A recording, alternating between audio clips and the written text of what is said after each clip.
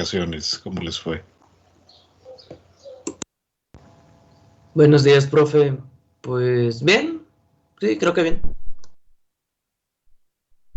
Bueno, pues como suele ocurrir, uno no se da cuenta ni de cuándo empieza, ni tampoco de cuándo termina.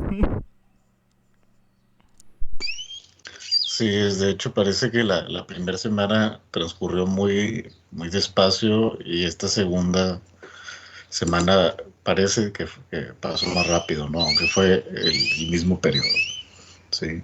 ¿Qué tal las demás? ¿Qué tal sus vacaciones?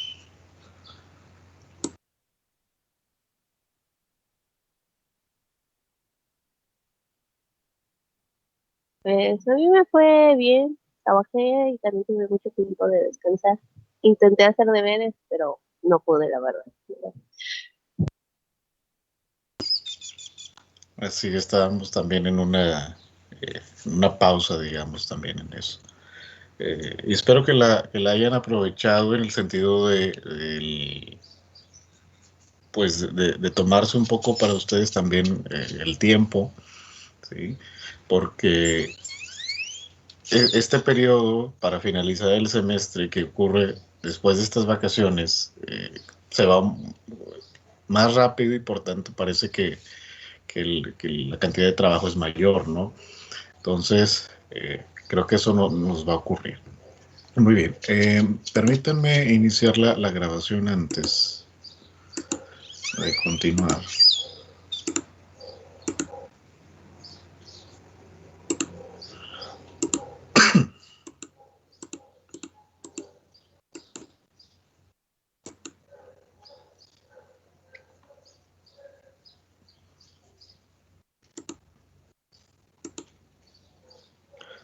Nos dice Ricardo que sí descansó y que aprovechó para revisar la lectura que va a reseñar. Me parece perfecto. ¿Sí? Este, Aunque, claro, eso es trabajo, pero creo que es un poco más llevadero, ¿no? A tener las presiones del día a día. De cualquier manera, es una diferente forma de llevar el trabajo. Muy bien. Como les anticipaba hace un momento, vamos a revisar la última parte, bueno, la segunda parte del curso para ambas materias, para Historia de África y para Historia de Norteamérica. Y nos quedan dos unidades pendientes, dos unidades temáticas más que revisar. En el caso de África, la unidad número 3 la vamos a dedicar exclusivamente al proceso de colonización o de imperialismo. Ya debatiremos sobre el nombre adecuado, que me imagino que ya tenemos algunos referentes al respecto. De hecho, me parece que son los principales referentes que tenemos sobre África al tratar su historia.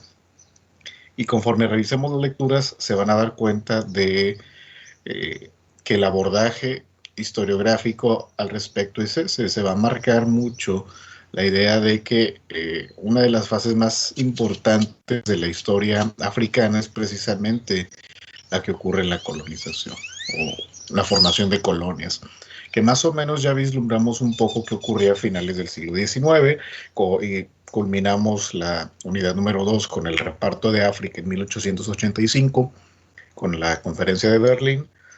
Pero vamos a ver qué sucede, vamos a ver cómo transcurre una vez que esta distribución formal empieza a consolidarse, ¿no? Es lo que estaremos abordando en la unidad número 3. Finalmente, en la unidad 4, esperemos que el tiempo nos alcance lo suficiente para abordar los asuntos de las independencias, la decolonización y en la medida de lo posible la situación más reciente, si no la actual, por lo menos si la más reciente. Eh, por ejemplo, el apartheid en los años, el fin del apartheid en los años 90 y la llegada de Mandela en el caso de Sudáfrica y algunos movimientos extremistas en el norte de África. Entonces esperemos abordar todo ello, ¿sí? Muy bien. No sé si quieren que empiece con malas noticias o avanzamos con el contenido temático. Y por malas noticias me refiero a los exámenes.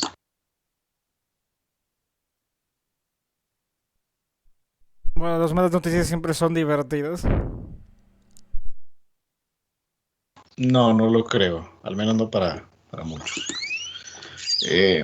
Venga, Muy bien, darse una muy bandita. bien. Vamos a empezar con esto porque de esa forma ya podremos ir señalando algunos puntos.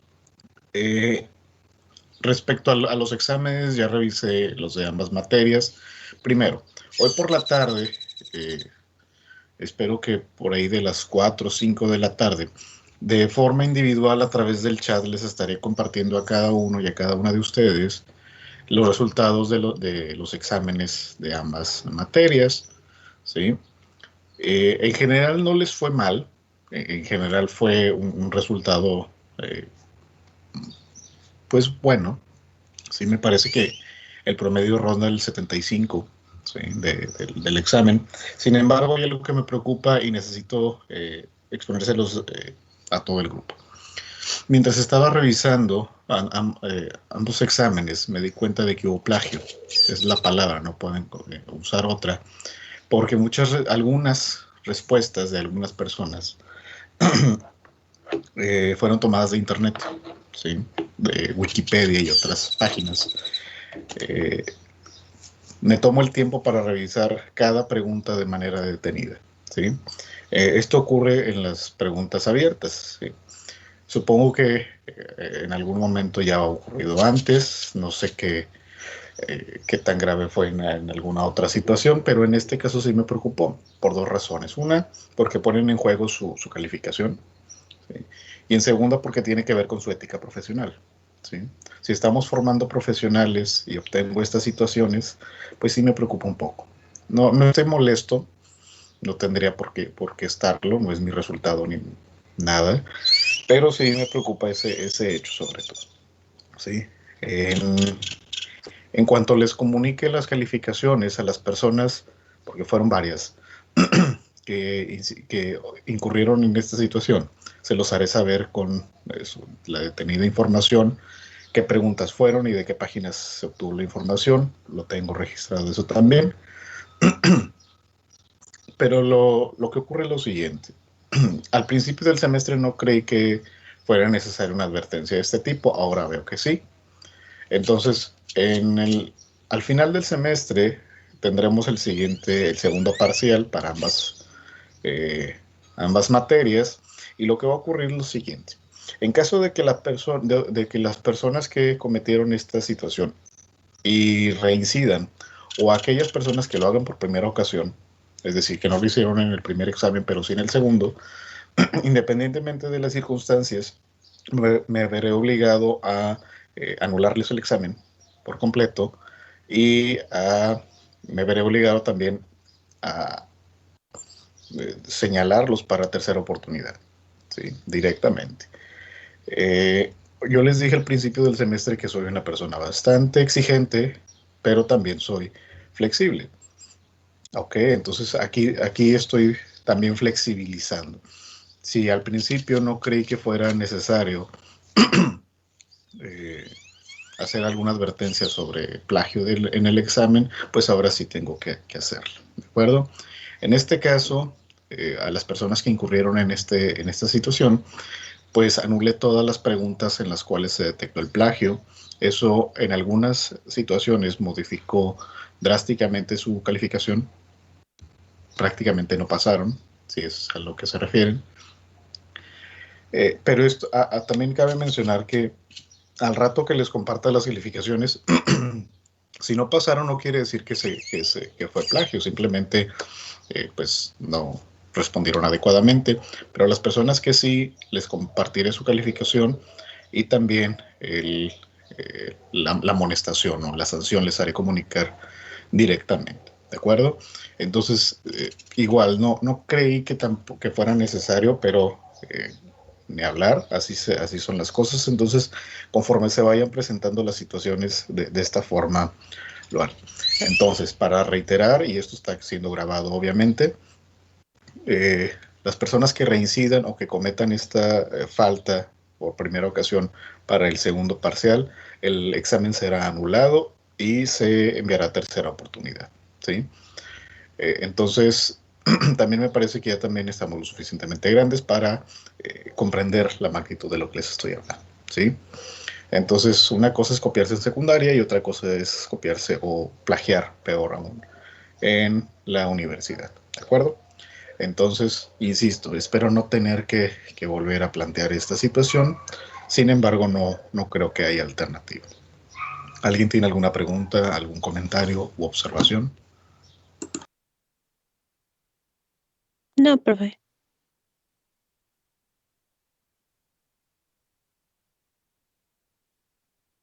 Sí, Ricardo, dígame.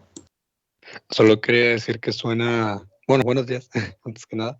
Solo quería decir que suena raro el término plagio en un examen porque lo normal que toda la vida pasa es lo de las trampas o la copia. Solo quería decir eso, se me hizo raro escuchar la palabra plagio. Sí, si buscamos la definición de plagio es apropiarse de una idea que no es propia. Sí. Copia es que José se copie de Ruth, de su examen. José Ricardo se copia del examen de Ruth, es decir, voltear a ver y pues hay más o menos componerle, pero en este caso no, fue un plagio, en el sentido de que buscaron, mientras estaban respondiendo, buscaron la información en su navegador y la, la, la tomaron. En algunos casos, utilizo la palabra plagio porque en algunos casos la intentaron modificar, pero en otra situación no, fue bastante evidente, ¿sí? Entonces va por ese sentido, ¿sí? Eh, muy bien, ¿alguien más?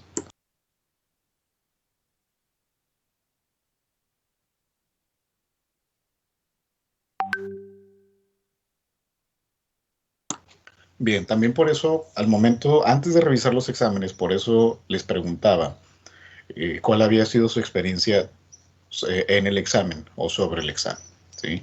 De esa manera yo también me doy una forma de pensar sobre cómo reestructurar y hacerles más accesible las preguntas, ¿sí? Entonces, por eso me preocupó eso al principio de preguntarles cuál había sido su situación, su experiencia en torno al examen. Ya tomé nota de eso y estoy trabajando también para modificar el examen para que sea un poco más accesible, si no es que cómodo, por lo menos sea accesible para todos y todas. ¿Sí? Muy bien, entonces, y también el hecho de que prácticamente la información se encuentra en las lecturas, si las leyeron, no creo que debía haber algún problema. ¿Sí? Y si lo había, necesitaba que me lo hicieran saber. Muy bien, si no hay nada más al respecto, podríamos continuar a menos que me indiquen lo contrario.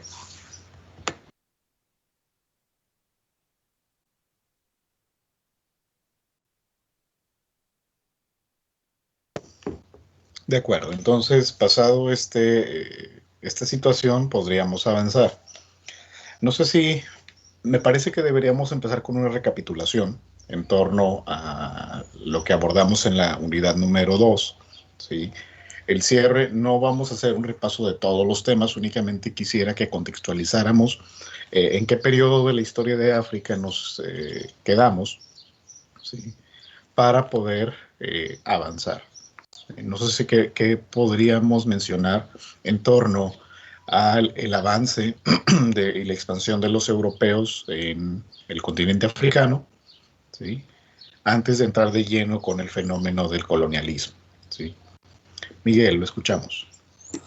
Bueno, en la etapa anterior, recapitulando de manera breve, habíamos visto que los primeros que empezaron a mostrar interés por África habían sido los portugueses, nada más en el ámbito de establecer una nueva ruta comercial en el que circunnavegaron el continente para poder llegar al otro lado hacia Asia. Vimos que establecieron un par de colonias nada más en las costas. Llegaron otras potencias europeas, principalmente Inglaterra y Francia, creo, a Holanda, también a robarse como esas colonias pequeñas establecidas en las costas nada más. Vimos que hubo un reparto colonial, se centraba mucho en las costas también nada más para comerciar con los esclavos y realmente no había un dominio como tal europeo, pero sí una zona de influencia, y que son los ingleses los primeros en empezar hacia el interior del continente. Ok, Miguel Ángel, muchas gracias. También, de hecho, en forma muy sintética, coloca aquí Ricardo, Portugal, bueno, la presencia portuguesa, después de Holanda, posteriormente Gran Bretaña y Francia, y ya más adelante van a llegar otras potencias, ¿sí? Como lo van a hacer la Alemania unificada y de forma ya muy tardía Italia, durante la época de Mussolini. Pero bueno, el caso es que, como lo menciona Miguel, se trata de un proceso progresivo, ¿sí? De una situación progresiva, mejor dicho, en la cual van apareciendo lentamente los intereses económicos, ¿sí? De estas potencias europeas. No quiere decir que antes no existían. Si recuerdan, en el siglo XVI, en el siglo XVII, con el tráfico de esclavos que estuvimos revisando, era fundamentalmente por intereses económicos, pero también revisamos que se trataba de un mercado bastante limitado. No todas las compañías privadas tenían la posibilidad de embarcarse en pues en este mercado, ¿sí? Vimos las pérdidas, las ganancias, el tráfico humano, etcétera, o la cuota humana de este tráfico, pero la diferencia con lo que estaremos revisando ahora es que, aunque permanece el interés económico modificado, ahora va a ser industrial o de tipo industrial o manufacturero, ahora la presencia de los estados o de los gobiernos nacionales va a ser mucho más importante, ¿sí? Hasta antes del siglo XIX o hasta principios del siglo XIX, fundamentalmente el tráfico o las actividades económicas eran desarrolladas y financiadas por grupos o compañías privadas.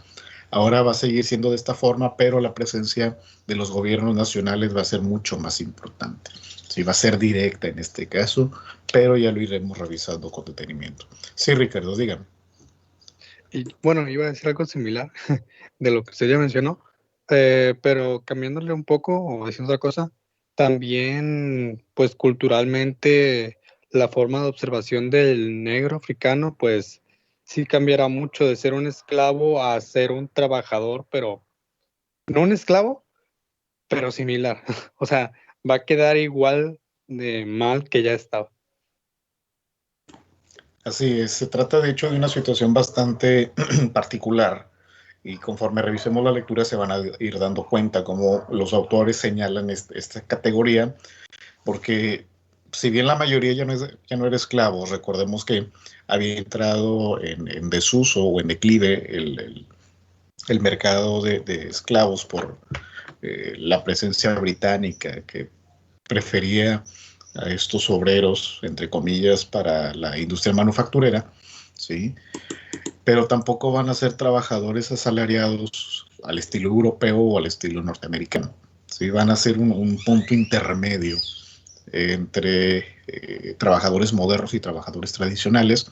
Entonces también la situación de la sociedad africana va a verse muy, muy transformada en varios aspectos, ¿sí? Porque hasta todavía la presencia europea con el tráfico de esclavos, las estructuras internas del continente, hablo de sociedad y política, se mantuvieron prácticamente sin cambios, ¿sí?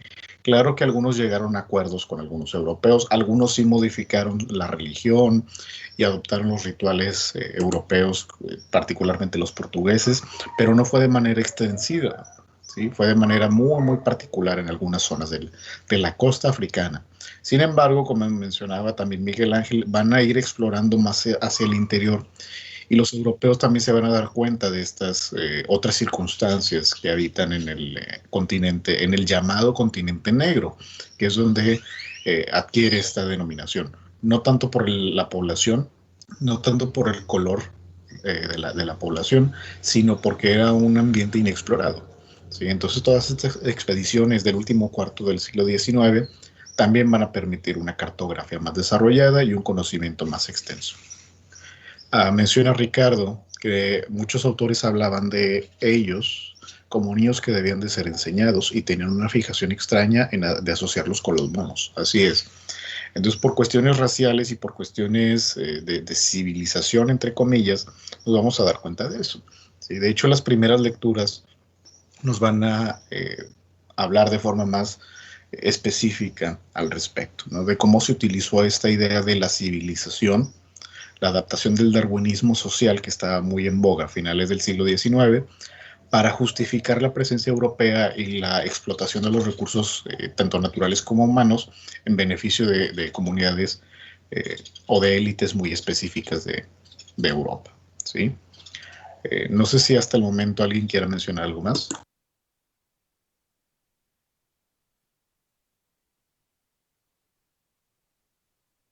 Muy bien, entonces permítanme compartir la pantalla.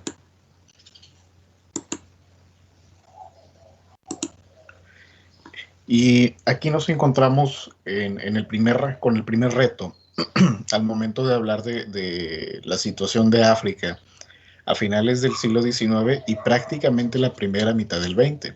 Sí, vamos a ver que muchos de los territorios africanos van a ir adquiriendo su forma actual durante todo este periodo, ¿sí?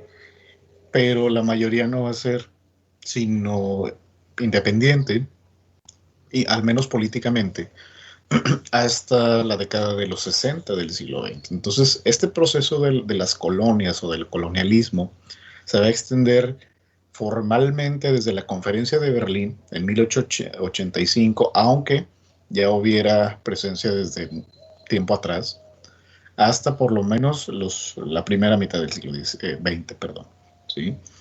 Pero bueno, en este contexto nos vamos a encontrar con nuestra primera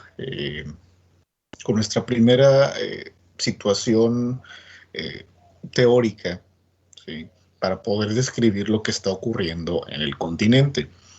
Tenemos 4 conceptos que a veces se utilizan como sinónimos y a veces como antónimos, ¿sí?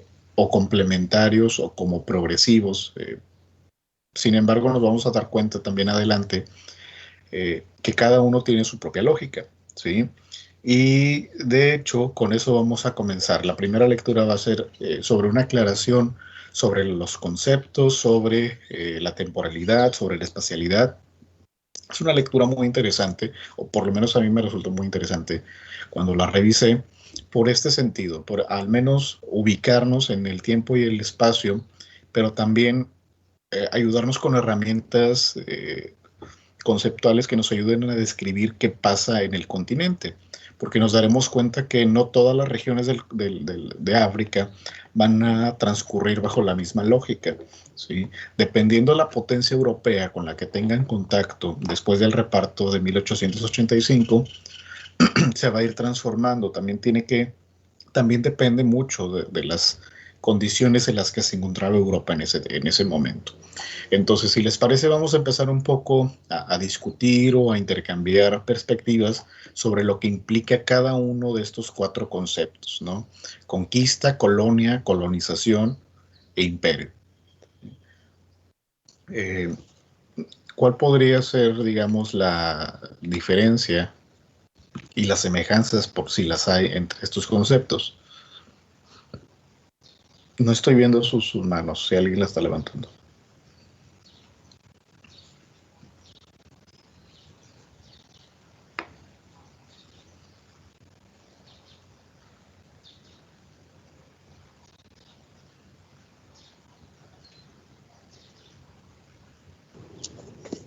Creo que... Claro. ay, perdón.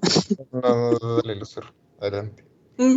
Bueno, no sé si va a estar muy completo mi comentario, pero creo que es, bueno, la acción de hacerlo en la misma colonización. Y lo que... Ay, perdón, es que se me pone y se me quita el micrófono. Pero... o sea, de tener lo que es conquista, bueno, tenemos ya lo que es colonización, ¿verdad? Ya como que es distinto, pero es pues casi lo mismo. O tal vez ahorita estoy como que muy no desayunado y estoy medio ida. Pero así es como lo veo yo, profe, pero no sé, mi compañero Emerson si tenga algo más que decir. Ok. Puede ir desayunando mientras, Lucero, lo que estamos aquí debatiendo. Yo también tengo aquí mi café precisamente por esa situación. No, Muy era bien. juego. ¿Mande? Era juego, disculpe. No, pero el mío no, ya lo puede ver. Por eso tengo que tener el café temprano, de lo contrario empiezo a divagar, aunque regularmente lo hago de cualquier forma. Muy bien, gracias Lucero por este primer comentario. ¿Quién más? Sí. Lo que yo quería comentar, profe, bueno, buenos días primero. Buen día. Sí, es que, bueno, voy a hablar obviamente así pues, sin ningún tipo de conceptualización acá formal, ¿no? Porque la verdad no conozco a ciencia cierta los conceptos precisos de cada uno de estos términos. Pero bueno, para el primero conquista yo creo que podemos referirnos a eso como pues un acto que consiste en como dominación de una sociedad sobre otra, ¿no? Bueno, yo creo que así podemos medio definirlo, ese primer concepto. Y bueno, colonía, pues pues cierto grado de pues control administrativo de una sociedad sobre otra, tal vez podemos darle esa categoría, y a colonización, pues desarrollo de todo este sistema dentro de una sociedad pues, ocupada, ¿no? Y pues por otro lado el imperio, pues yo creo que podemos también interpretarlo como la ocupación de pues, varias sociedades por parte de una sola, ¿no? Entonces, bueno, yo creo que igual podemos partir de ahí ya para realizar unas definiciones más precisas. No sé qué opinan los demás o qué piensa el maestro. Ok, antes de continuar con las participaciones de otros compañeros y compañeras, me parece que el punto con que inició es fundamental aquí, ¿sí? El hecho de que las 4 categorías tienen en común, aunque son diferentes situaciones, tienen en común este aspecto de la dominación o la subordinación de una sociedad sobre la otra o sobre varias sociedades, ¿sí? Entonces, independientemente de la situación que ocurra, si es conquista, colonia o los otros, ese es el elemento crucial, ¿sí? Que es el común denominador a estos 4 elementos, que es la subordinación o la dominación de una sociedad sobre otra u otras, ¿sí? Sin embargo, nos iremos dando cuenta que el tipo de dominación que se ejerce suena un concepto muy marxista y lo es en cierta medida porque fue muy utilizado por Gramsci y teóricos posteriores, ¿sí? Pero bueno, Weber lo utilizó antes, pero tiene mucho sentido, ¿sí? En el sentido encausado, ¿sí? Porque no se trata únicamente de una fuerza física, pero tampoco es de un gobierno directo, ¿sí? O representativo, ¿sí? Sino que se trata de una situación intermedia. Por eso podríamos hablar de dominio o subordinación, ¿sí? Porque no es ni un gobierno, o en la mayoría de los casos no es un gobierno, pero tampoco es un uso de la fuerza exclusivo para cometer esta cuestión, ¿no? No es un sistema político como tal, como lo ocurría en los países europeos, ¿sí? Entonces, ese es nuestro primer elemento, subordinación o dominación. Muy bien, ¿qué otra cosa se les podría ocurrir?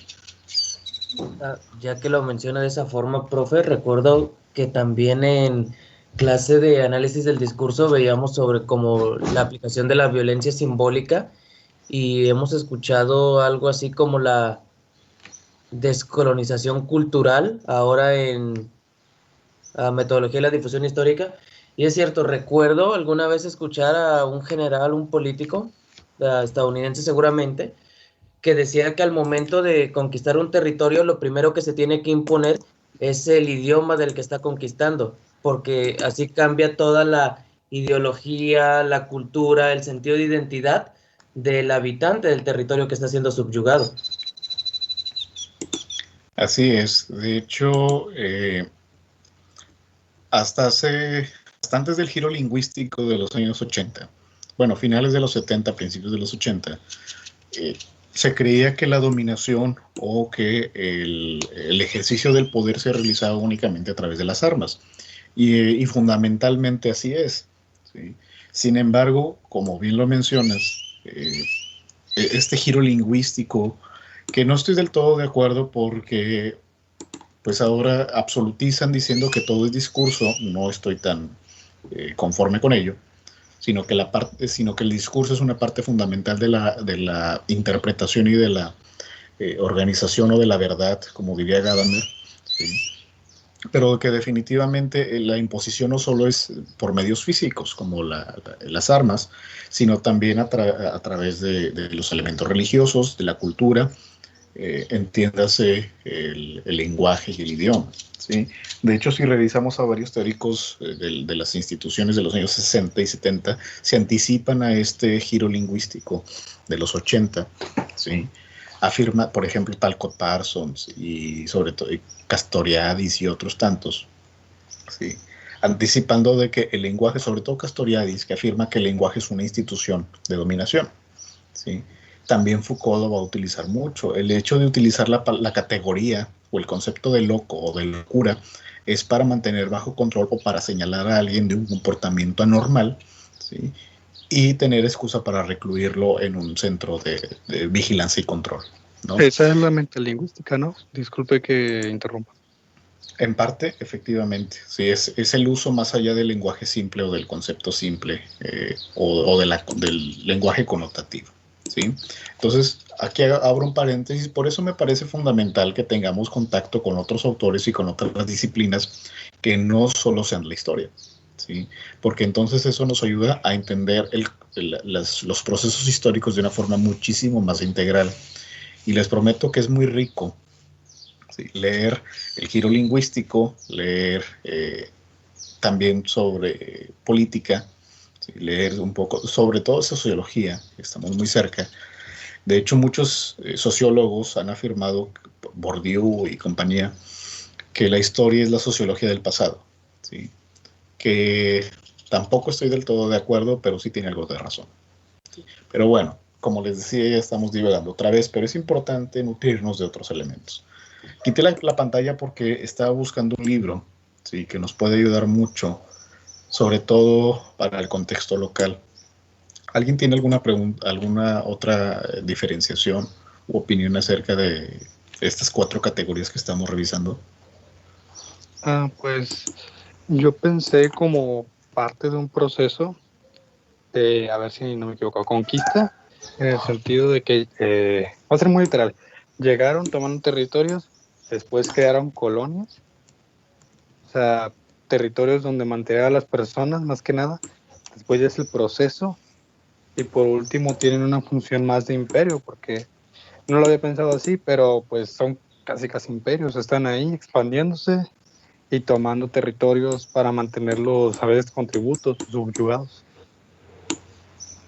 Así es, pero bueno, insisto en que sí, definitivamente, en muchas de las ocasiones se trata de procesos o de situaciones sucesivas.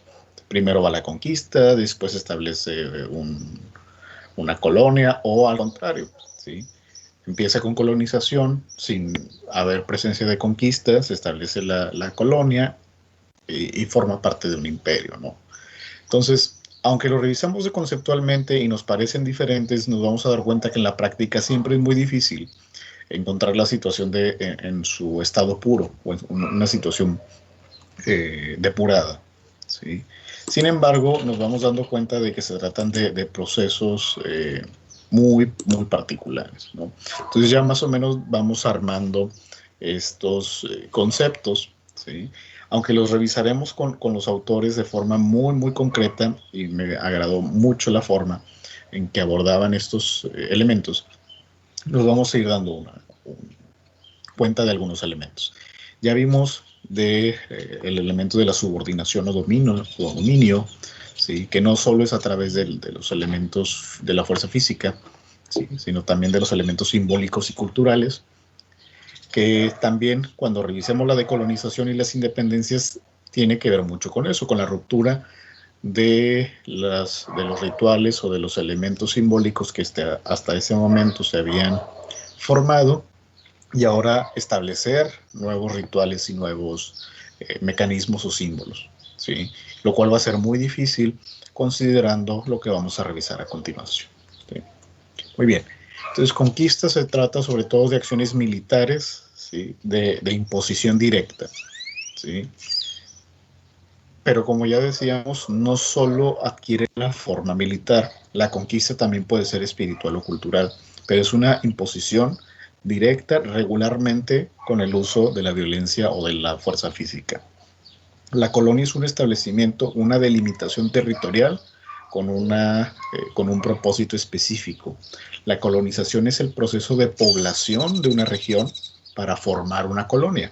¿Sí? Porque la colonización, que es esta expansión territorial, o mejor dicho, poblacional, no siempre va a terminar en una colonia. ¿Sí?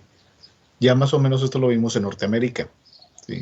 Con los diferentes grupos europeos que van colonizando para después establecerse como colonias, y después una colonia se fragmenta y forma otra.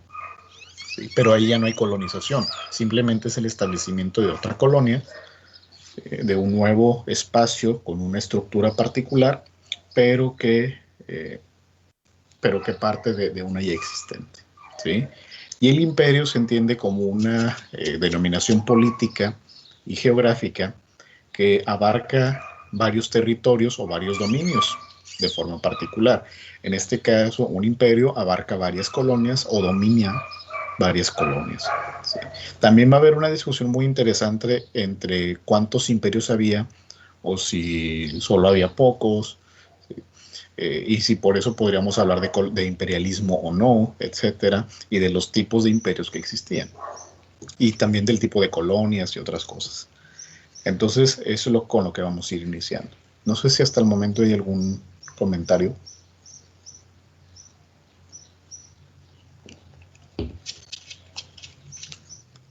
No he encontrado el... ¿Se dejó de compartir la pantalla?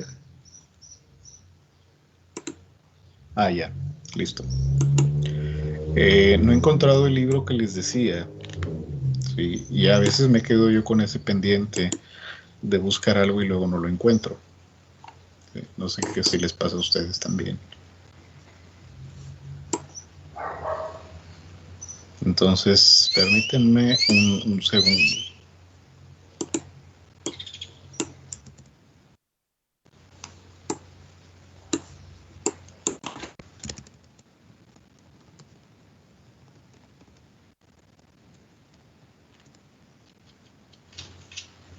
Bueno, por el momento no tengo aquí el libro, pero bueno, les cuento un poco. Este libro fue escrito por un maestro de la facultad hace tiempo, lamentablemente ya falleció, en 2011, el maestro Nicolás Duarte Ortega, seguramente alguna vez lo oyeron mencionar. Entonces él tiene un libro muy interesante sobre el análisis lingüístico y semántico que realiza sobre los textos de Alonso de León en el siglo XVII. ¿Sí? Entonces lleva a cabo una exploración muy interesante de cómo era la representación española de la época sobre los grupos indígenas y sobre la expansión territorial española. ¿Sí? Entonces hace un análisis pormenorizado utilizando la hermenéutica, la semiótica, el análisis del discurso. Es muy interesante. Ese libro lo deben de vender todavía, supongo que todavía hay ejemplares en la facultad. Es Alonso de León y el análisis del discurso, algo así. De hecho, hay un capítulo en el que compara la escritura de Alonso de León con René Descartes, ¿sí? Que al principio me sorprendió, pero cuando lo vuelves a leer, te das cuenta cuál era el propósito, ¿sí? No solo comparten el mismo espacio temporal, sino que también se valen de recursos lingüísticos similares para explicar su realidad. ¿Sí? Entonces, aunque estaban distantes en el espacio geográfico, temporal y culturalmente, se encontraban muy cercanos. Y luego contrasta los textos de Alonso de León con los de los historiadores de la primera mitad del siglo XX aquí en Nuevo León, y abarca esta comparativa lingüística, ¿no? De referirse a los indígenas como indios bárbaros, ¿sí? Denominación ya en desuso, espero que ya esté en desuso, ¿sí? Y sobre el uso de los presidios y sobre la tierra de guerra viva, ¿sí? Que Isidro Vizcaya y compañía hicieron muy popular, ¿sí? Y que de hecho ahora está resurgiendo esa categoría como una especie de equivalente a la frontera, a una frontera cultural o sociocultural. Muy interesante esta perspectiva que se tiene. Pero bueno, luego les comparto el dato con precisión. ¿Qué más podríamos destacar acerca de estos 4 conceptos que tenemos aquí?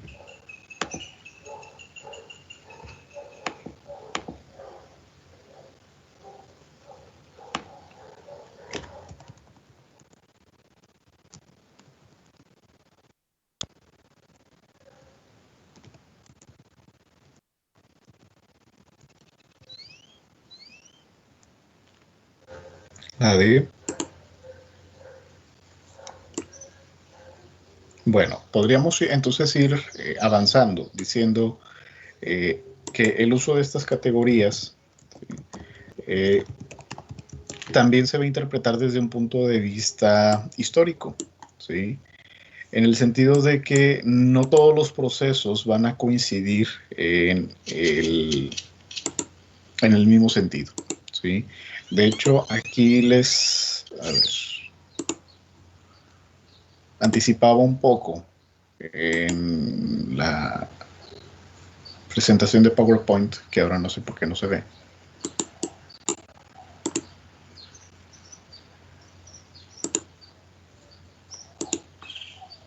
Ok, a ver.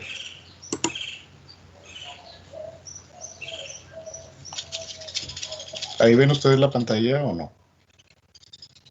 Sí, se ve su fondo de escritorio. Sí, su fondo de escritorio. Ah, pero PowerPoint no. No. Ok, entonces permítame ver qué pasó aquí.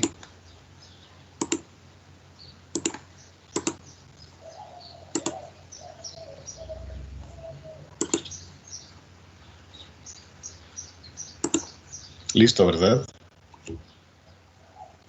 Sí, ahora sí. Perfecto, gracias.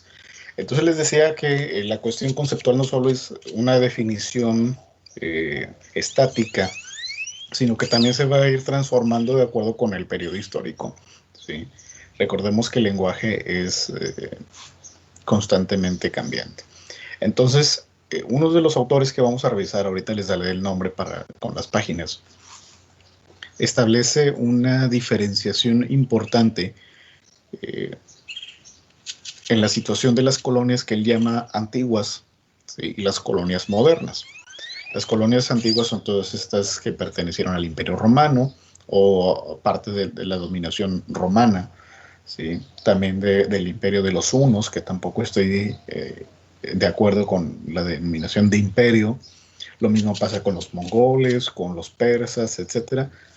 Es decir, todo lo ocurrido hasta el inicio de la Edad Media. Vamos a ver que la Edad Media nos va a transformar todo el panorama sociopolítico y geográfico territorial, con los feudos y la ausencia de estados-naciones y de grandes territorios, al menos en Europa, no así en Oriente, pero por lo menos nos habla de una categorización de este tipo, ¿no? Colonias antiguas que van a tener una lógica muy particular, ¿sí?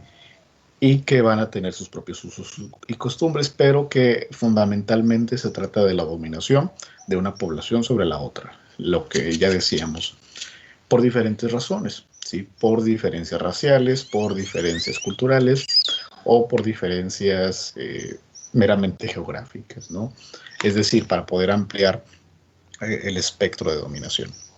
Ahora, tenemos otra categoría, ¿sí? Que la utiliza uno de los autores, que es la de colonias modernas, que precisamente se da con este descubrimiento, entre comillas, de América, ¿sí? Con este traslado atlántico de un continente o de unos continentes a otros, ¿sí?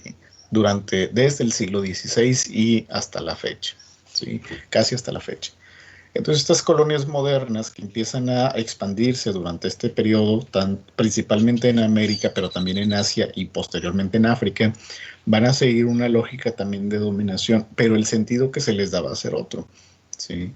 Se supone que es lo que plantean estos autores. A nosotros lo que nos compete es esto de las colonias modernas.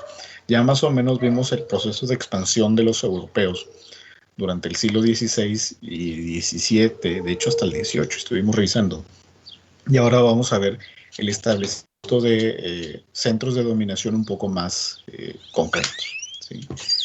Pese a esta diferenciación cronológica o temporal, se coincide en que hay un objetivo principal en las colonias o en el establecimiento de colonias que beneficia a la metrópoli o a la potencia dominante. En este caso, la explotación económica.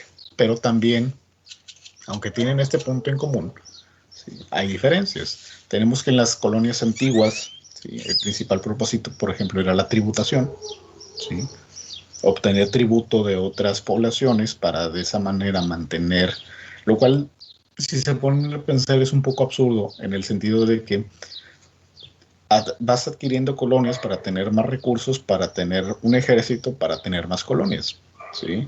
En el caso, pensando en el Imperio Romano, ¿sí? Pero no, si lo vemos fríamente, sí puede ser. Sin embargo, cuando se reviste de tintes religiosos, ¿sí?, de creencias culturales, pues entonces ya va adquiriendo otro sentido, ¿sí? Es como cuando dicen que trabajas para comprarte un carro para ir a trabajar, ¿sí? Una lógica similar va ocurriendo con estas colonias, desde mi punto de vista al menos, ¿sí? En cambio, las colonias modernas, la tributación o el tributo no va a ser lo fundamental, aunque sí se va a valer de ello en muchas ocasiones, no va a ser la constante, sino que se van a aprovechar los elementos o los recursos de las zonas descubiertas, conquistadas o colonizadas, como le querramos llamar, de acuerdo con las circunstancias, para obtener ganancias, ¿sí? Bajo esta lógica capitalista que empieza a surgir al final de la Edad Media, ¿sí?, con el surgimiento de la burguesía, que también podríamos poner en debate si el concepto adecuado es burguesía o no, pero bueno, ese es tema de otro momento. El caso es que va a seguir esta lógica de acumulación y sobre todo de reproducción del capital. Insisto, suena muy marxista, pero creo que fundamentalmente se trata de esta forma, ¿sí? Entonces, no sé cómo ustedes consideren algunas otras diferencias o semejanzas entre lo que llamamos colonias antiguas y colonias modernas. Esto nos va a servir mucho para explicar algunos fenómenos. Podríamos entender que, digamos, que con el tiempo el proceso de colonización se vuelve, digamos, más sutil, por así decirlo. Es decir, la colonización pasa de ser un dominio absoluto, ¿no?, a ser más bien como que un control, principalmente económico, y que justamente por esta lógica capitalista busca siempre estar, digamos, produciendo lo más que se pueda y gastando lo mínimo posible.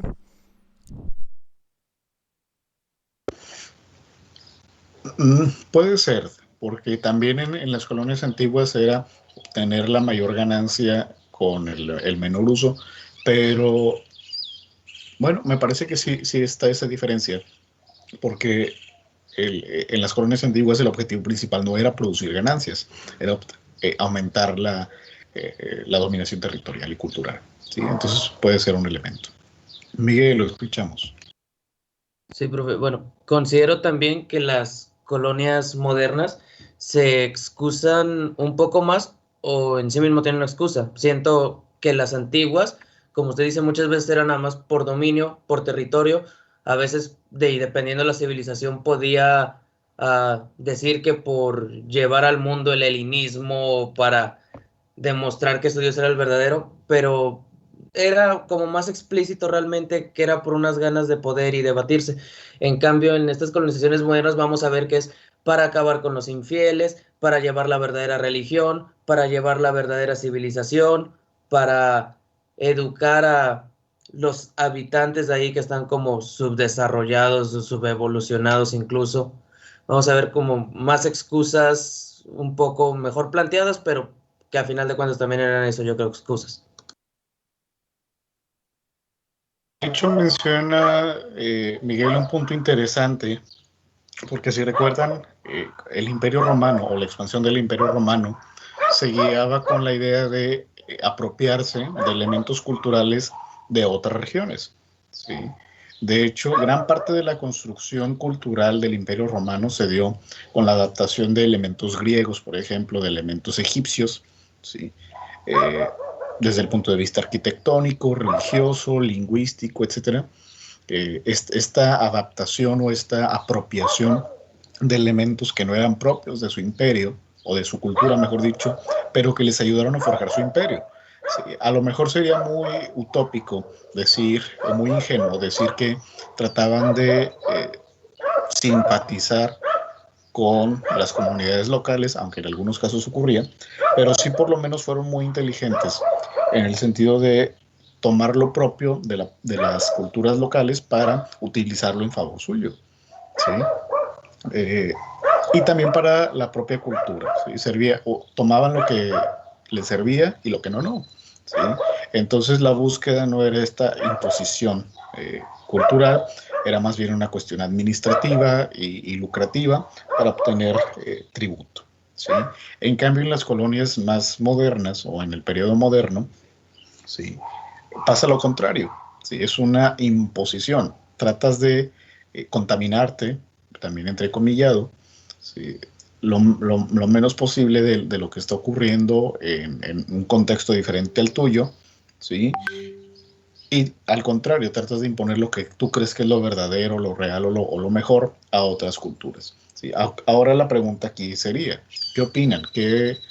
¿Cuál es el factor, ¿sí?, eh, nodal o factor que transformó esta situación? En lugar de la adaptación que hacían los romanos, los mongoles también lo hicieron mucho, adaptar elementos chinos, por ejemplo, a sus usos y costumbres, para luego pasar a una situación de total rechazo y una imposición cultural.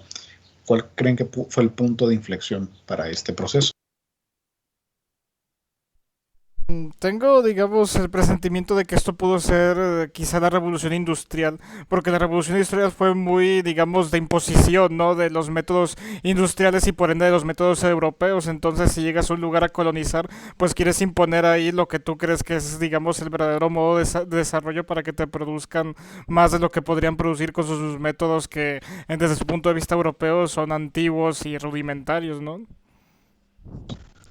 Ok, nada más considere que estamos hablando de finales del siglo XVIII y esta categoría de imposición viene desde el siglo XVI.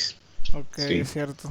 entonces tómelo eso en consideración. Los británicos sí trataron no de imponer, sino de modificar las estructuras, ¿sí? Como ya les había dicho un poco, al llegar a China no les podían vender telas de lana porque ellos usaban seda, tampoco les podían vender cacerolas de aluminio mal hechas porque usaban porcelana. Entonces, ¿qué les vendo? ¿Cómo genero mercado? Pues a través de las drogas, a través del opio, ¿sí? Entonces se convirtió en un mercado muy lucrativo para los británicos, pero ni modificaron sus estructuras, bueno, no modificaron su cultura, mejor dicho. A lo mejor generaron una nueva cultura, la cultura del consumo de la droga, ¿sí? Pero tampoco se apropiaron muchos elementos, ¿sí? Entonces, ¿cuál sería ustedes el punto de inflexión o de transición entre esta dominación adaptada, como la de los romanos, a una imposición total de los elementos culturales? Podría ser como aparecía ahí en la diapositiva el descubrimiento de América. Ok, podría ser. Sin embargo, esa me parece más bien una circunstancia, mejor dicho, un elemento circunstancial, ¿sí? Este elemento que estamos buscando ya se tenía y lo aprovecharon y lo aplicaron en América, ¿sí? Entonces podría ser más bien algo tangencial.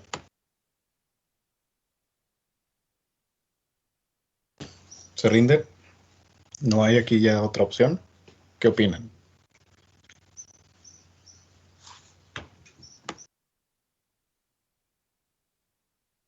Yo pensaría algo ideológico, pero no es tangente, o sea, no es tangente. Sí, así que la verdad yo, de mi parte no se me ocurre. Pues me ¿Los parece que es barcos? el que... No es un elemento tecnológico. Me parece que es... a lo mejor nos parece tan cotidiano que lo pasamos por alto, pero es el cristianismo, ¿sí?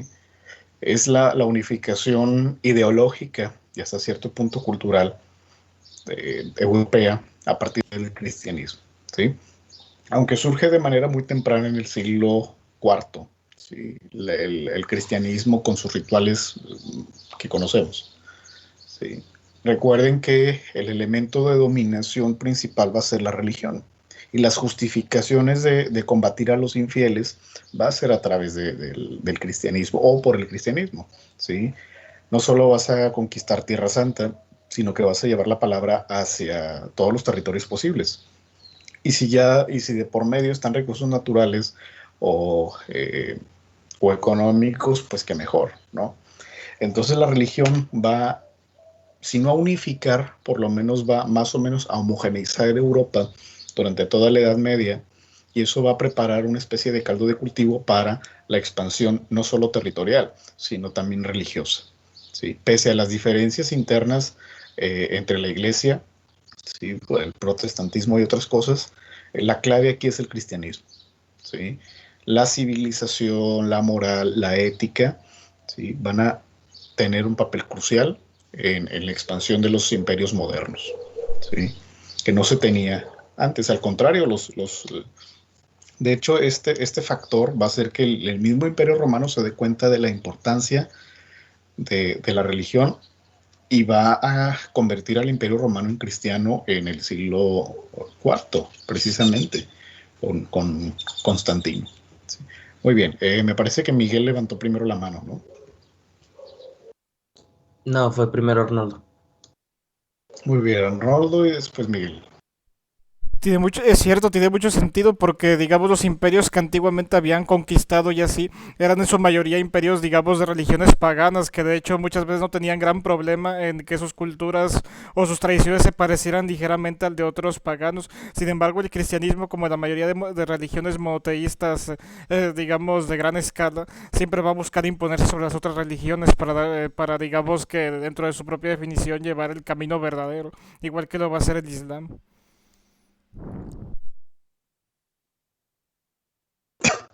Exactamente, va un poco en el sentido de las religiones monoteístas, ¿sí? Que algo similar va a ser precisamente el Islam, ¿sí?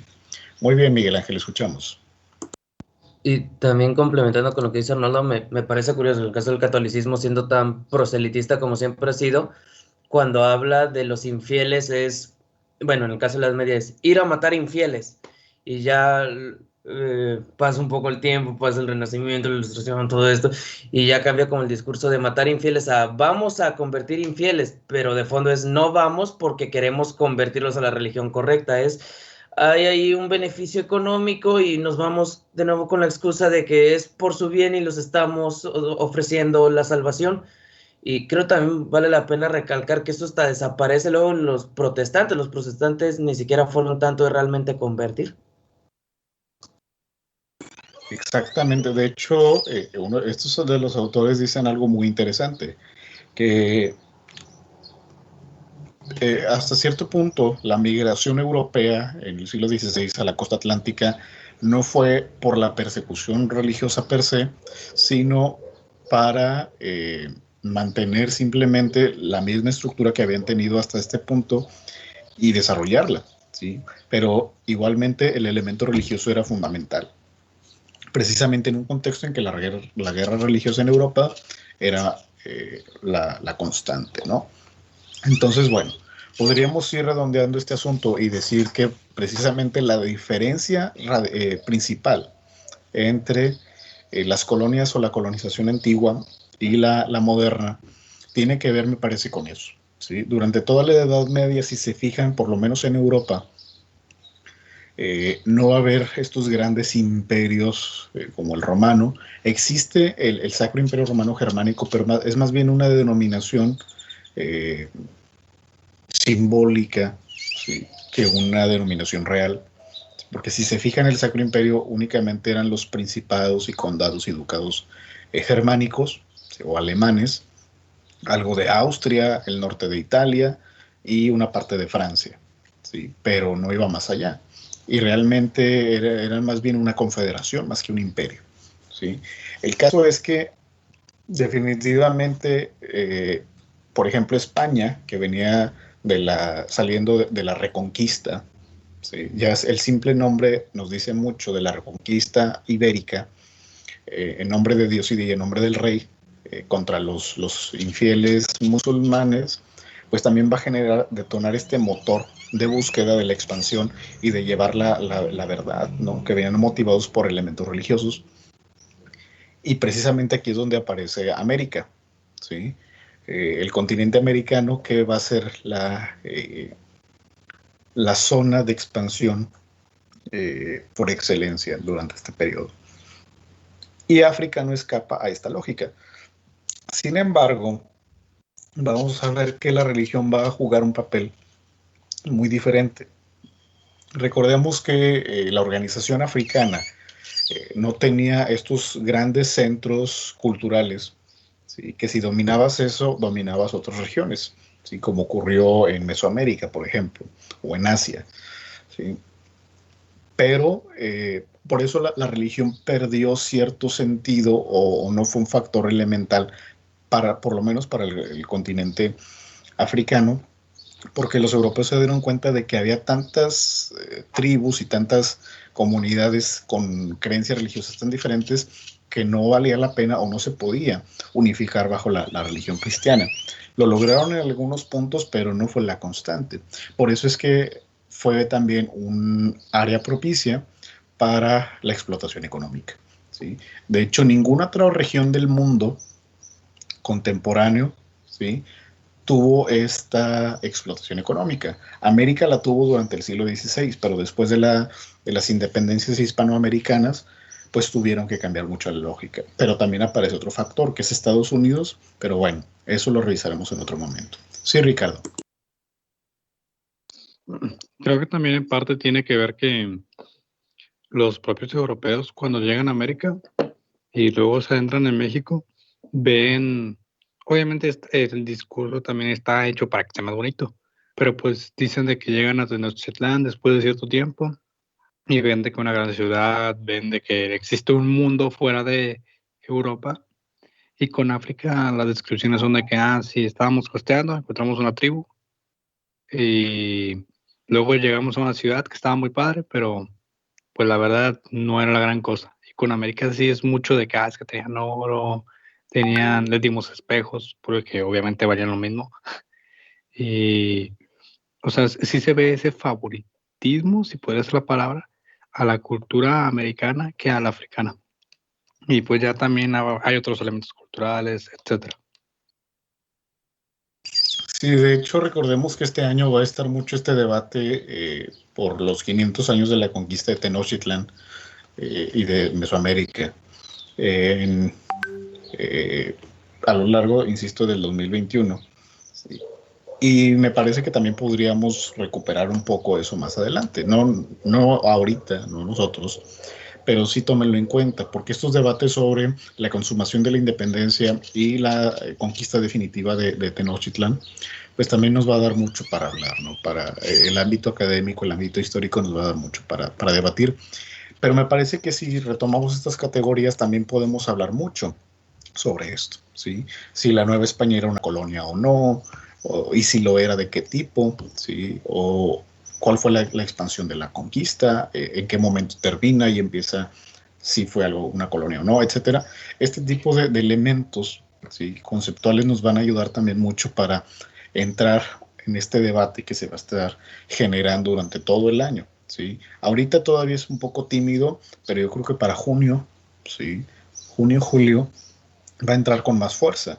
Recordemos que la conquista regularmente se sitúa en agosto, ¿sí?, y lo de la consumación es en septiembre, entonces van a ser eventos seguidos, ¿sí? Entonces a partir de junio aproximadamente, estos debates van a tener mayor relevancia o van a ser más frecuentes, ¿sí?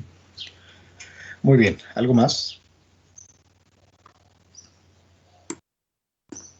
De acuerdo, entonces por eso es importante, y se los vengo diciendo desde el principio del semestre, que siempre traten de ver los procesos históricos de una forma holística o de una forma integral, porque todos estos elementos nos van a ayudar a entender lo que estamos revisando, no de manera aislada, ¿sí? Sino de una forma mucho más compleja, como realmente la historia es, procesos complejos o situaciones complejas, ¿sí?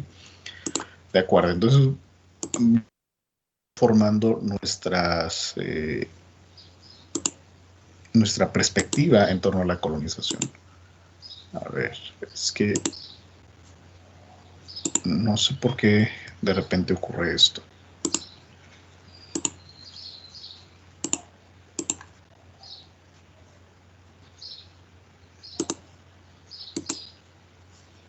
Muy bien, entonces tenemos estos elementos que ya iremos revisando con mayor detenimiento. Ahorita me parece que los estamos viendo de forma muy general, muy dispersa, pero esta breve introducción nos va a servir para el momento que abordemos la situación en África y nos vamos a dar cuenta de la particularidad del colonialismo. Por eso es tan significativo para el continente, para la historia del continente, porque no es el mismo proceso que en América y tampoco es el mismo proceso que en Asia, ¿sí? Sino se trabaja con una lógica totalmente diferente, más tardía, ¿sí? Y de forma muy concreta, ¿sí? Aquí tenemos esta comparativa en imágenes que nos ayuda también a entender un poco de la lógica. ¿Qué me podrían decir en esta comparación entre el Imperio Romano y el Imperio Británico? El Imperio Británico de finales del 19 y principios del 20. Bueno, creo que aquí la diferencia es bastante clara. En la antigüedad se dependía mucho de que el imperio para mantenerse unido tuviera que estar cerca. Porque digamos, o sea, y de hecho, hay una cierta similitud aquí, porque digamos que lo que lo une es en parte el mar Mediterráneo y las conexiones de tierra que hay, pues, o sea, las conexiones de tierra que hay entre las diferentes provincias. Sin embargo, el Imperio Británico, al tener una, digamos, una fuerza naval más desarrollada, puede mantener su influencia en territorios que son bastante más lejos, que pueden incluso cruzar océanos enteros y no simplemente mares internos. Así que con esa presión, digamos, marítima, puede no necesitar que las colonias estén cerca, puede simplemente expandirse pues a donde pueda o a donde quiera. Así es. De hecho, me parece que Ricardo fue lo que comentó hace un rato sobre la cuestión tecnológica, sobre los barcos, que sí es un factor importante si lo vemos acá, ¿sí? No es lo mismo las embarcaciones con remos, ¿sí? Que van a trasladar a los diferentes centuriones o a los diferentes ejércitos romanos, ¿sí? A través del mar Mediterráneo, ¿sí? Por eso se llama mare interno, o atravesar las diferentes zonas de lo que son los Balcanes y otras cosas, a los barcos de vapor, por ejemplo, de finales del 19 y de los ferrocarriles, en el caso particular de África, ¿sí? Entonces la tecnología sí va a jugar un papel fundamental para la expansión, pero sobre todo para el control, ¿sí? De hecho, ya no vas a necesitar estas grandes administraciones complejas que tenían los romanos, ni tener una... no soy experto en militar, a ver si alguien me puede ayudar. Creo que son regimientos, ¿sí? Si estoy mal, me lo dicen, por favor, ¿sí? Estos grandes regimientos armados que dominaban las diferentes regiones del imperio romano, tenían un gobernador y tenían alguien que cobraba los impuestos y tenían estos regimientos militares, etcétera. Entonces tenían una estructura bastante compleja, ¿sí? Que de hecho se va a seguir utilizando hasta el siglo XVI. Y los españoles van a tomar todo este modelo romano y lo van a tratar de replicar con los virreyes y con los gobernadores o los jefes políticos, la Real Audiencia, etcétera. Van a tener una administración bastante compleja de tipo romano, ¿sí? Pero los británicos no, aprovechando no solo los recursos tecnológicos, van a tener una administración mucho más eficiente, mucho más eficaz. No van a necesitar tener un aparato administrativo tan complejo ni tan grande. Sí no van a tener estos regimientos militares, van a tener pequeñas guarniciones, ¿sí? En estos puntos, ¿sí? Y de alguna manera la ventaja que les representa el ferrocarril o el barco de vapor, pues va a permitir que si hay un problema, una rebelión, pues se movilicen rápidamente el ejército, ¿sí? Cosa que el ejército moderno surge precisamente en el siglo XVI, ¿sí? mientras que en la época antigua va a tener una lógica diferente. Muy bien, este es un primer elemento. Esta dominación territorial extraatlántica o extraoceánica, ¿sí? Y una administración diferenciada. Bueno, ya revisaremos el caso británico en África en particular. ¿Qué otra cosa les puede llamar la atención? ¿O podrían destacar de esto? Le estaba comentando con un compañero, las Ujú. Malvinas en el sur, una isla tan chiquita de Argentina, ¿por qué el imperio británico en toda su magnificencia y poder que posee es, ay, esa isla que está ahí en medio de la nada, que ni posee recursos naturales? Ok, bueno, precisamente cuando revisemos la lectura se van a dar cuenta de que hay una categoría que se llama colonias de tipo de apoyo, ¿sí? Entonces, no iban a dirigir el imperio desde ahí y no iban a controlar una región en particular desde ahí, únicamente era un punto de control eh, comercial, ¿sí? Esa era la lógica de eso, ¿sí? Además también, sí, sí, dígame. En la actualidad, bueno, yo les digo más o menos como enclaves, y en la actualidad también son muy típicos de Estados Unidos, de que, esta isla que está en medio de la nada del Pacífico es de Estados Unidos, y como es de nosotros, pues hay como 10 islotes también, y pues ahí vamos a poner bases navales, y además va a ser zona de comercio para nosotros, o sea, para pescar. Exactamente, es decir, lo mismo ocurrió con las Islas Canarias para España, con Hawái para los Estados Unidos, en este caso las Malvinas para los británicos. Es decir, aunque son puntos socialmente o económicamente irrelevantes, estratégicamente sí juegan un papel importante. De hecho, Hong Kong va a ser exactamente lo mismo, es un pedacito de nada de tierra, ¿sí? Pero para los británicos era el punto de control y de abastecimiento para dominar comercialmente hablando el sudeste asiático, ¿sí? Por eso lo mantuvieron durante tanto tiempo como un punto valioso en esa zona del Pacífico, ¿sí? Que no es lo mismo dominar Canadá o Australia o Egipto, claro que no es lo mismo, pero insisto, se trabaja bajo otra lógica, ¿sí? Eso es fundamental. Y también otra aclaración, ¿sí? No es lo mismo hablar de enclaves que hablar de puntos de apoyo, ¿sí? Conceptualmente son puntos diferentes. De hecho, por ejemplo, muchas de las minas que explotaban los norteamericanos o los europeos en México, por ejemplo, establecían una mina y alrededor los asentamientos, a eso se les denomina enclaves, que no era una ciudad como tal, sino que era únicamente una población provisional o temporal durante la explotación de la mina. Cuando la mina se acababa, se iba la población, ¿sí? En la mayoría de los casos, ¿sí? Eso pasó en Nueva Rosita, Coahuila, en Real de 14, en San Luis Potosí, en varias partes. Entonces, también hay otro libro que lo explica muy bien esto. De acuerdo, ¿qué otros elementos podríamos destacar? Eso justamente muestra algo muy interesante y es que, por ejemplo, en la antigüedad, si el territorio que se está, digamos, conquistando no tiene recursos fácilmente extraíbles, muy probablemente se hubiera dejado de lado. Pero ahora, simplemente con que sea aunque una isla medio despoblada y sin gran chiste, mientras esa isla sea una potencial fuente de comercio con otra zona con la que normalmente no se comercia y es además una ruta corta, pues se va a mantener ese punto, aunque sea de manera endeble, pues simplemente para tener acceso a esa posible oportunidad de poder generar un poco más de ingresos mediante un comercio marítimo, más bien oceánico en este caso.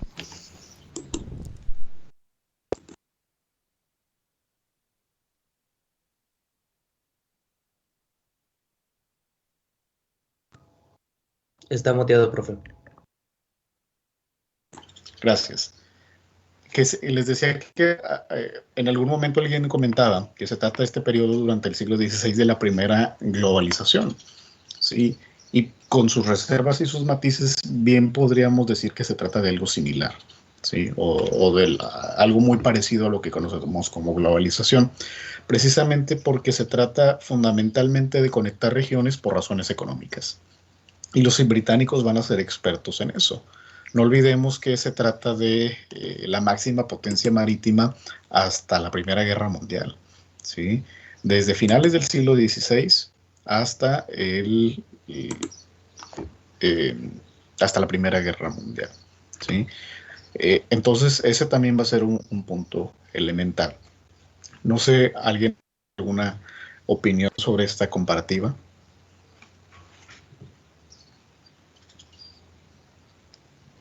Bueno, en el caso específico de África, como mencionaba Ricardo, creo, no me acuerdo, pues sí, vale la pena mencionar que los dominios de Inglaterra están como en una especie de puente de tierra, a excepción hay de dos, tres colonias pequeñas que están aisladas.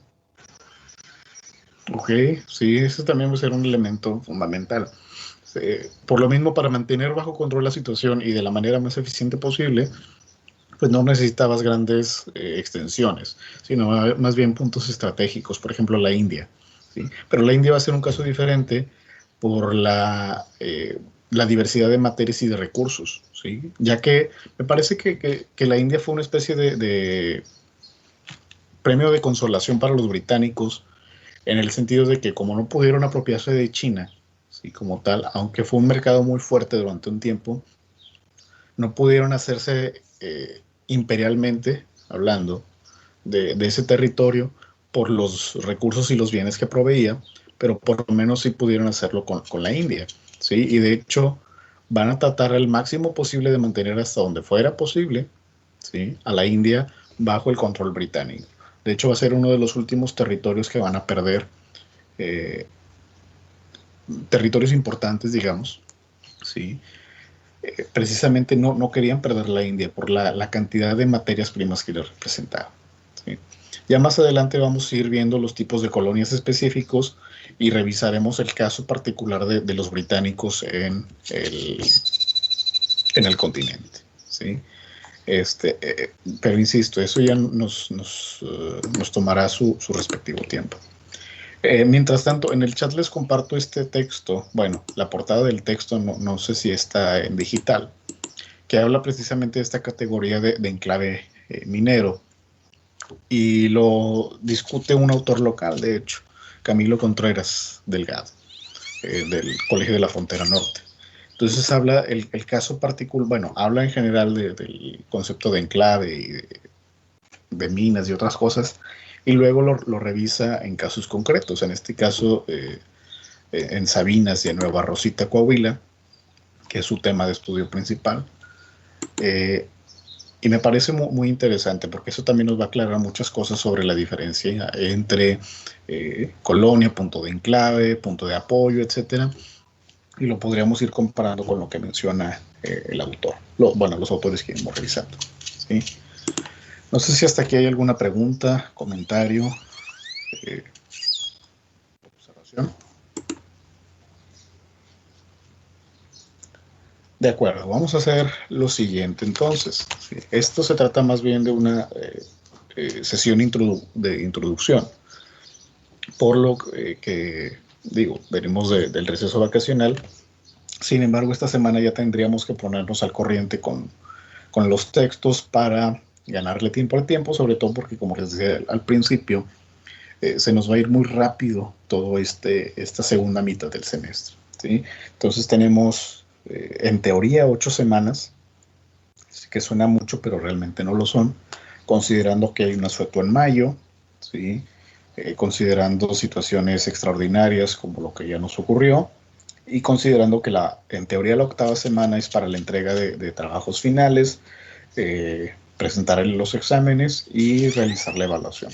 Entonces, únicamente tendríamos 7 semanas efectivas para esto, ¿de acuerdo? Entonces, les voy a dejar aquí en el chat, ¿sí?, la primera lectura para la siguiente clase, que precisamente estos autores, Osterhammel y Jansen, hablan sobre estas categorías que hemos venido discutiendo. También proponen una estructura temporal para hablar de las colonias y de los tipos de colonias, y de hecho presentan una categoría particular o un periodo particular para África. Entonces, aunque lo vamos a revisar de manera general en un primer momento, nos iremos revisando para esto. También les voy a pedir, bueno, déjenme escribir aquí. Eso es de Historia de África. También les voy a dejar de una vez la lectura para mañana para Historia de Norteamérica. Sí, mañana pues ya no les voy a preguntar ni cómo les fue de vacaciones, ni nada de eso. Vamos a entrar ya de lleno con los temas, ¿sí? Porque, insisto, sobre todo en Norteamérica nos va a llevar mucho tiempo las sesiones sobre la cuestión económica, ¿sí? Entonces, en este caso vamos a empezar con Paul Adams, que es el libro de Editorial Siglo XXI, ¿sí? Al principio va a ser un poco confusa esa lectura, porque nos habla de los ciclos económicos en Estados Unidos. Esa es otra aclaración. En Historia de Norteamérica, prácticamente las primeras 2 semanas o los primeros temas que vayamos revisando sobre temas económicos se los vamos a dedicar exclusivamente a Estados Unidos por las particularidades. Al final ya estaremos revisando algo sobre Canadá, pero por el momento únicamente vamos a hablar sobre los Estados Unidos por los procesos particulares que van a tener. Entonces, recapitulando, tenemos aquí la lectura de Osterhamel y Jansen, que es para la Historia de África para la próxima clase, y para Historia de Norteamérica para mañana, la de Paul Adams, de la página 149 a 161. Esa es la que vamos a utilizar el día de mañana, ¿sí? Les recuerdo que todas las lecturas están en digital, cargadas en la sección de archivos en la carpeta materiales de clase, ¿sí? ¿Alguien tiene alguna pregunta o comentario? ¿Todo claro? Todo claro. De acuerdo, perfecto. También otra cosa antes de que se me pase, ¿sí? Si alguien se quedó con la iniciativa, ¿sí?, de exponer una clase, un tema, está bien, únicamente hágamelo saber con tiempo para programar y organizar los temas y las lecturas y estas cuestiones, ¿sí? Insisto, no es obligatorio ni nada. Si alguien lo quiere hacer voluntariamente, no hay ningún problema. Les recuerdo que la evaluación sería la misma, así que la participación general, únicamente en caso de que alguien lo desee así. Y también recuerden que en la sección de archivos está el programa o los programas de las materias, ¿sí? Para que, insisto, si alguien quiere o gusta hacerlo, ahí puede revisar los temas y ya les asignaría las lecturas correspondientes. Pero insisto, es únicamente opcional, porque eso fue algo que quedó pendiente antes del receso vacacional. De acuerdo, si no hay nada más pendiente, aquí terminamos. Me da gusto verlos y verlas de nuevo, o al menos escucharlos, ¿sí? Y nos vemos en la clase de mañana, ¿sí? No olviden, por favor, registrar su asistencia en el chat. Bueno, nos vemos mañana y no se les olvide que más tarde les compartiré sus calificaciones de los exámenes. Muy bien, cuídense, nos vemos mañana.